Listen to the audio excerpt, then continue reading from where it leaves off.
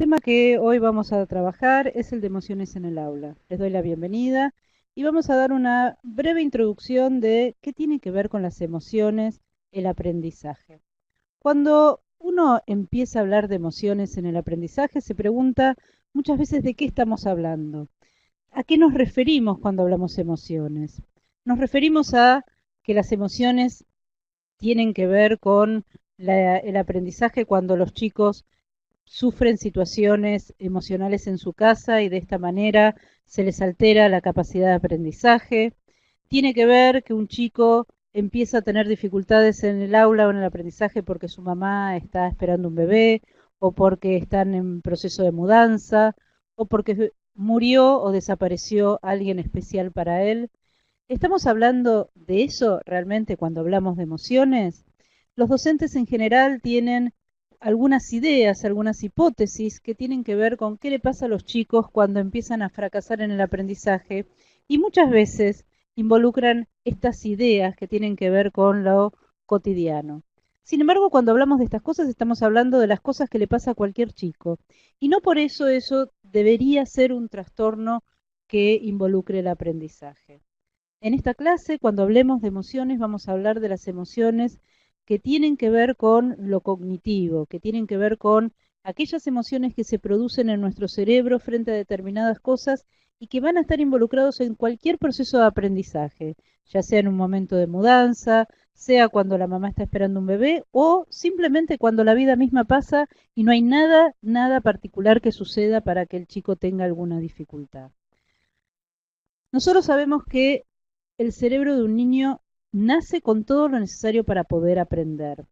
Pero la realidad, y también sabemos que si tenemos un niño en una situación de estímulo, este niño va a aprender, inevitablemente. Hay cosas que nos enseñan, que el chico las hace, esté el ambiente preparado para ello o no. Un chico después de un tiempo va a empezar a incorporarse, va a empezar a caminar, a treparse, y eso no se lo enseñó nadie. Sin embargo, son procesos que tienen que ver con circuitos neurobiológicos que ya vienen predestinados para que nuestros chicos empiecen a desarrollar y a explorar el mundo. Lo que sucede es que para poder tener un buen aprendizaje tenemos que poder guiarlo.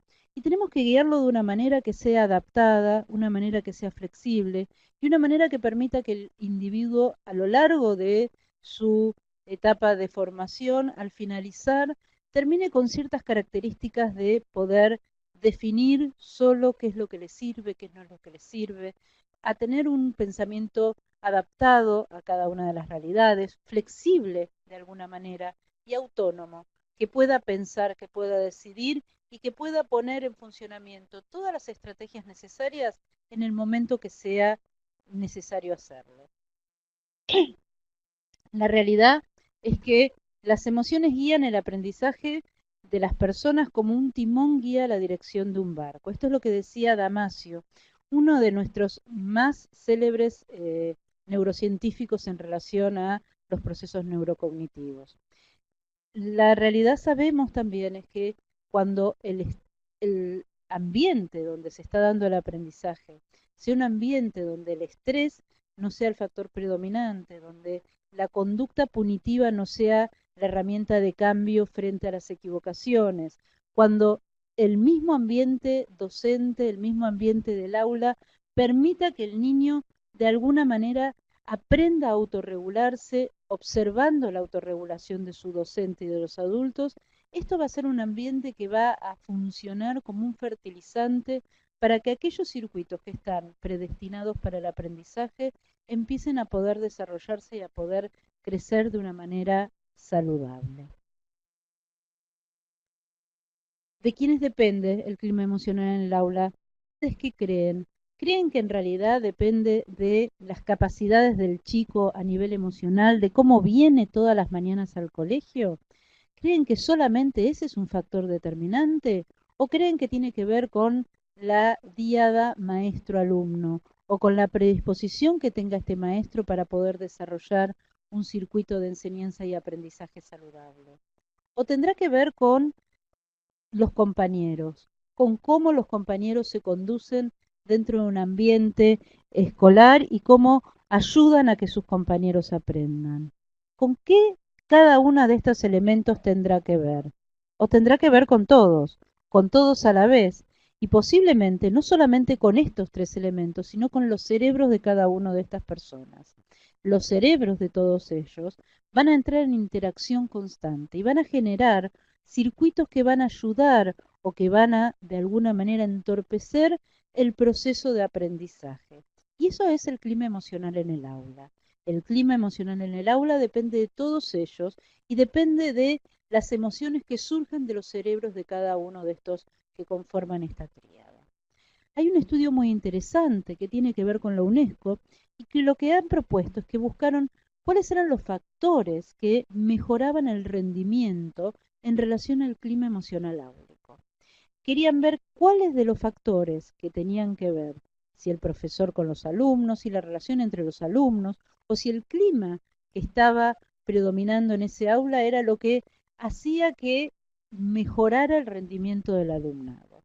Es interesante porque esto es sencillamente es una investigación de países latinoamericanos y donde nosotros estamos involucrados como parte de este grupo poblacional que se investigó. Y sin embargo, lo que se encontró, que el 50% de la variación en el rendimiento de la escuela dependía de todas estas variables en general, que en realidad el clima emocional en el aula lo conformaban entre todos, pero a mejor clima emocional mejoraba el rendimiento de los alumnos, que no dependía tanto de la calidad del docente, sino de cuál era el vínculo que se establecía entre el docente y sus alumnos y entre los alumnos entre sí, que iba a dar por resultado un cúmulo de experiencias positivas emocionales que iban a permitir un mejor rendimiento académico del grupo. Nosotros sabemos que los seres humanos tenemos emociones. La emoción es una sensación innata, es una sensación no aprendida y que en realidad tiene, de alguna manera, la capacidad de mantener la supervivencia de los individuos. Todos sentimos emociones. En algún momento del día vamos a sentir una emoción. Sin embargo, para que nosotros le demos un sentido, para que nosotros le demos una calificación a esta emoción, vamos a tener que dotarla de ciertos procesos cognitivos. Una emoción, cuando está acompañada de un pensamiento, cuando nuestro cerebro, nuestra conciencia dice esta emoción es positiva o es negativa, se transforma en sentimiento. Nosotros sentimos una sensación de alerta posiblemente y nuestra cabeza, nuestras cogniciones lo van a traducir en tenemos miedo. Uno siente una sensación de taquicardia y nuestro cerebro, según el contexto, vamos a decir, estás emocionada, estás impaciente porque llegue aquella persona que estás esperando. O sea que el sentimiento no es otra cosa que la emoción dotada de cognición, dotada de un pensamiento que le da sentido y que explica cuál es la función de este en nuestra psiquismo. Ahora, hay emociones, por ejemplo el miedo, que es algo que es tanto nuestro como de otras especies. Los animales sienten miedo. Cuando un perro ve a un gato, puede sentir miedo o viceversa. Sin embargo, hay emociones sociales o sentimientos que son solamente de la raza humana. La vergüenza, el orgullo, la sensación de enamoramiento. Estos son sentimientos que son emociones que de alguna manera los humanos le dimos un sentido y los transformamos en sentimientos. Los sentimientos se desarrollan en un contexto de la cultura. Es por eso que algunos sentimientos tienen valencia positiva en algunas culturas y en otras tendrán valencia negativa. Que una mujer hable en público, posiblemente en una cultura occidental, es algo que da cierto orgullo. Y tal vez en una cultura tribal o oriental, que una mujer hable delante de otros, es algo que está penalizado, que es punitivo, y que en realidad no generaría un orgullo en esta familia. Entonces, los sentimientos en general, estamos hablando de emociones puestas en un contexto cultural. Ahora, ¿de dónde vienen las emociones? Nos preguntamos. ¿Y por qué para nosotros es tan importante el tema de las emociones? Las emociones vienen del cerebro, vienen de diferentes áreas de nuestro cerebro, donde en realidad tenemos un control y un tamizaje de lo que sentimos para darle algún tipo de sentido. Las áreas involucradas que están en relación a las emociones tienen que ver básicamente con la corteza orbitofrontal, este área que está acá en la parte anterior de nuestro cerebro, sobre los ojos, que es lo que nos da de alguna manera una entidad como seres humanos. Nosotros tenemos un área frontal, tenemos una frente más ancha que otras especies, y lo que tenemos alojado en ese lugar es claramente la capacidad de inhibir una conducta, la capacidad de poder pensar y planificar un acto, la capacidad que nos hace de alguna manera humanos. La amígdala es el área básicamente del afecto. La amígdala es la que se enciende cuando nos enamoramos, la amígdala es la que de alguna manera también se va a poner en funcionamiento frente a alguna situación de temor o de angustia. La corteza del hipocampo o parahipocampal y la corteza cingulada están involucradas en la génesis o en la conformación de lo que es una emoción y un sentimiento, porque cuando entra a nivel del área frontal, vamos a darle un sentido, vamos a darle una idea y vamos a transformar la emoción en sentimiento. Vamos a ver un ejemplo. Juan es un niño que tiene dificultades en matemática y durante los últimos evaluaciones siempre ha fallado en este tema. La maestra lo retó varias veces porque no preguntaba si no entendía. Y los papás también los castigaron por sus notas. Juan comenzó a relacionar los ejercicios de matemática con una sensación de fracaso y miedo. O sea, este miedo que empezó a tener Juan, en realidad se tradujo en una sensación de fracaso, de temor a tener castigos, de temor a ser castigado por el contexto y por sus padres. Ahora, ¿esto dónde se procesa? Bueno, básicamente la información que viene del contexto se transforma en conocimiento en un área muy particular del cerebro. Con este área que yo estoy marcando acá, que es de un color morado, nosotros percibimos el conocimiento, escuchamos el conocimiento y luego lo vamos a llevar a la corteza prefrontal que está acá en un color azul verdoso, donde nosotros vamos a organizar estos conceptos, vamos a orientar nuestras acciones y finalmente dentro de nuestro cerebro, en la parte interna que une nuestros dos hemisferios, se va a integrar la emocionalidad a lo que genera este aprendizaje. Todas estas áreas se van a poner en funcionamiento cuando nosotros estemos aprendiendo algo. Si yo aprendo algo de una manera escalonada y de una manera sencilla para mí, posiblemente al final del día voy a tener una experiencia emocional positiva.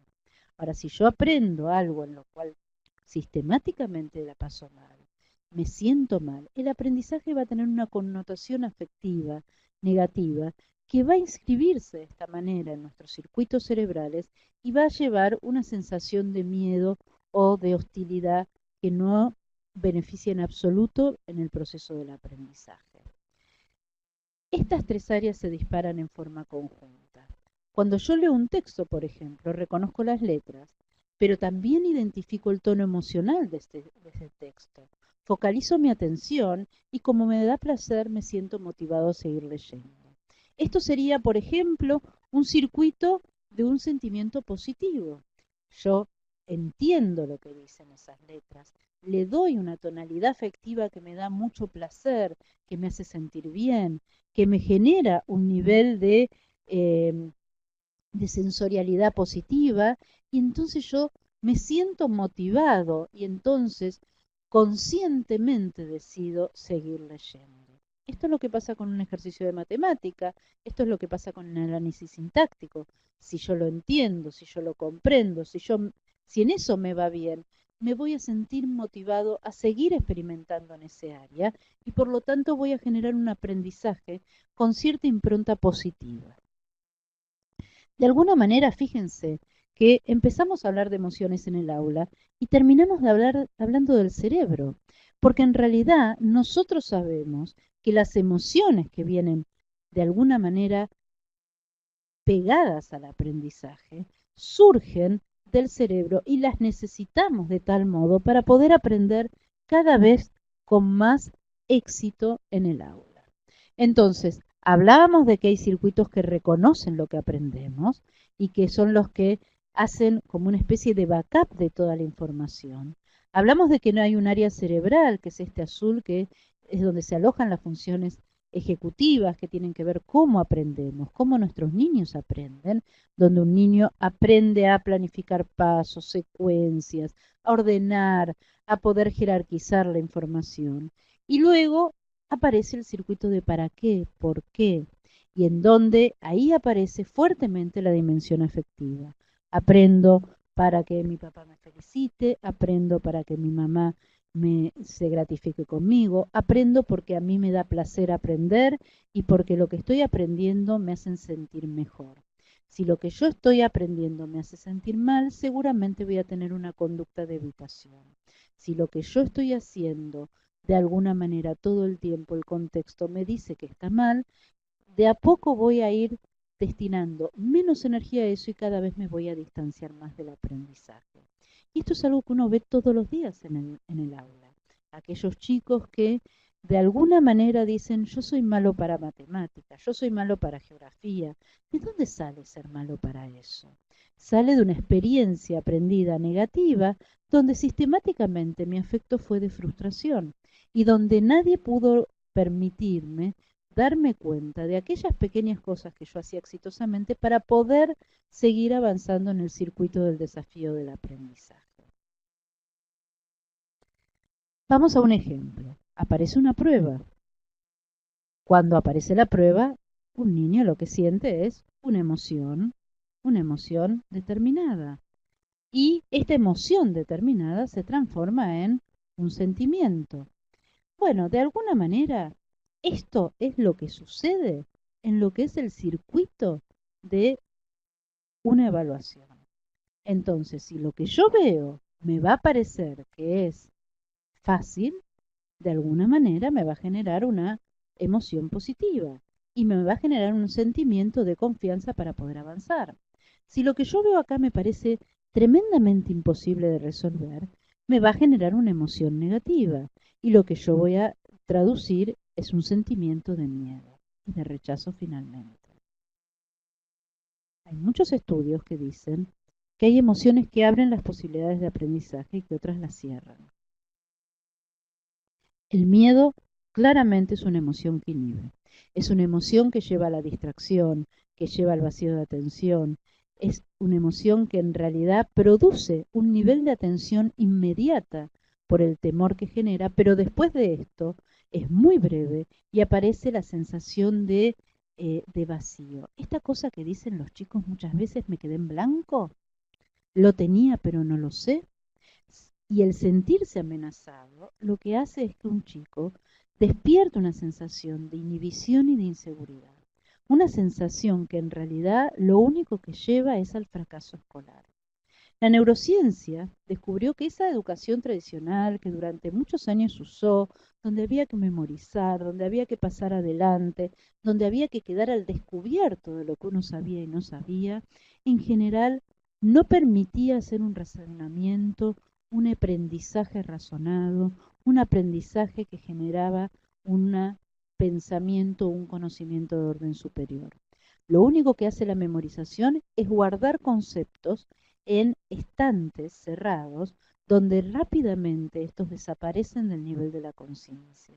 Si nosotros podemos razonar, trabajar de una manera confiada, equivocándonos sin que esto lleve a una respuesta punitiva del contexto, seguramente va a permitir que el aprendizaje se dé de una manera procesada, concienzuda y que lleve a un nivel de conocimiento superior del de donde estaban estos niños. El cerebro, de alguna manera, usa las emociones para dirigir la conducta. En general, todos los afectos negativos, como la vergüenza, la rabia, la pena, la desesperanza, de alguna manera invalidan la posibilidad de un aprendizaje adecuado. porque lo que hacen es invadir la cabeza de los niños y generando pensamientos que en realidad son pensamientos irrelevantes, son pensamientos parásitos que no permiten que el niño focalice su atención en el proceso de aprendizaje, sino más bien en el efecto negativo que la exposición de este aprendizaje le va a dar. Con lo cual, luego de un tiempo, el chico deja de tratar de aprender o deja de tratar de avanzar. Sin embargo, el entusiasmo, el orgullo, el sentirse reconocido, son emociones favorables que lo que hacen es que permiten que el individuo siga esforzándose y pueda desarrollar mayor nivel de atención y de concentración para el proceso del aprendizaje. La motivación se regula por la emoción. Y esto lo sabemos muy bien. Y la emoción es algo que en realidad va a darme la posibilidad de tener motivación para el avance o en realidad no me va a permitir el avance. La motivación extrínseca en realidad es la que utilizó el método tradicional.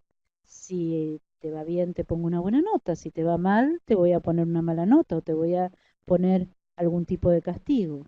La motivación intrínseca es la que en realidad es, voy a estudiar porque quiero aprender más, porque quiero descubrir nuevas cosas, porque en realidad esto me permite avanzar. En síntesis, generar la sensación de efectividad y de competencia en un alumno se hace promoviendo determinados desafíos que tienen que ser escalonados. Tenemos que desarrollar determinadas conductas de autonomía donde el chico se anime a zambullirse en el conocimiento y a buscar en esas áreas de interés para que el aprendizaje le sea sintónico con sus intereses. Si les mostramos cosas muy alejadas de su realidad o de su interés, el chico en realidad pierde la capacidad de un aprendizaje autónomo. Y por último, tenemos que permitir que haya un ambiente cálido en el contexto escolar para que el chico pueda realmente sentirse cómodo para equivocarse, para avanzar, para aprender y de alguna manera para lograr tener esa capacidad de tener gusto por el aprendizaje. Bueno, les agradezco. Nos volveremos a encontrar en algunas clases en el futuro para seguir viendo de qué manera desde la docencia podemos estimular más y mejor a los alumnos para que este aprendizaje sea el motor de un futuro y una adultez mucho más